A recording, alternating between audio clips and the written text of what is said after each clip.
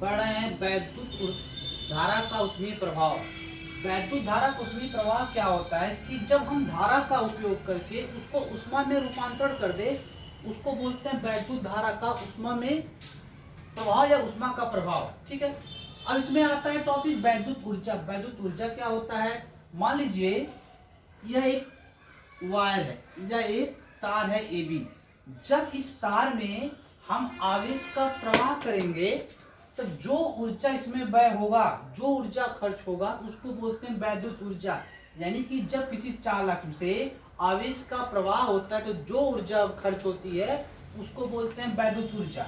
अब बताइए वैद्युत ऊर्जा का जो उपयोग होता है वह कई तरीकों से, कई रूपों में होता है। जैसे कि उसका उपयोग हम बल्ब में करते हैं, यानी कि जब बल्ब में हम धारा देते हैं तो क्या करता है? ऊष्मा में रूपांतरण करता है।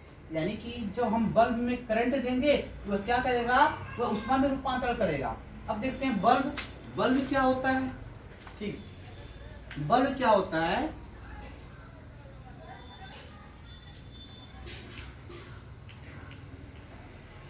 बल्ब एक खोखले कांच का गोला होता है।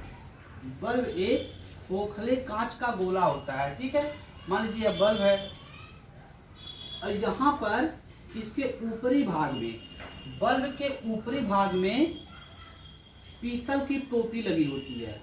पीतल की टोपी लगी होती है तथा इसके ऊपर भाग पे दो जस्ते के टांके लगे होते हैं। जस्ते के टांके लगे होते हैं। ठीक है, और इस टांकों का संबंध दो कार्बन के तारों से होता है।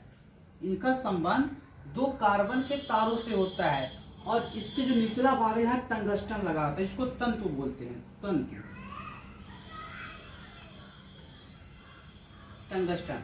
और यह जो कॉपर का तार होता है यह एक कांच की नली के अंदर होता है दोनों, और इस बल्ब के अंदर निर्वात अथवा कोई अक्रिय गैस जैसे नाइट्रोजन या आर्गन होती है।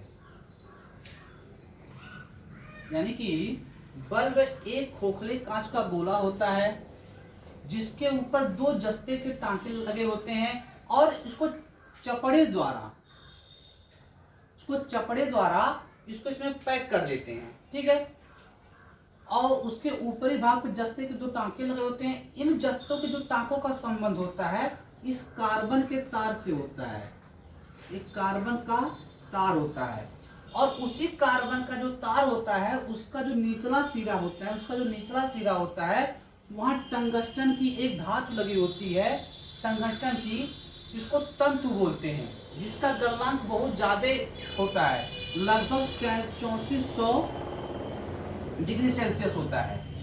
ठीक है, अब होता क्या है इसमें? जब इसमें हम करंट देते हैं, इस टांकों के द्वारा हम जब करंट देते हैं तो यह करंट इस जस्ते के टांके से होकर कार्बन के तारों के द्वारा तंतु के पास आता है।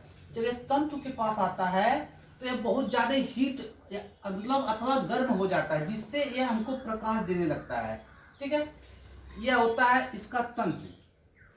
ठीक, यही है बल्ब का संरचना और उपयोग। इसके द्वारा होता क्या है? मान लीजिए कहीं पर अंधेरा है तो वहां हम प्रकाश कर सकते हैं।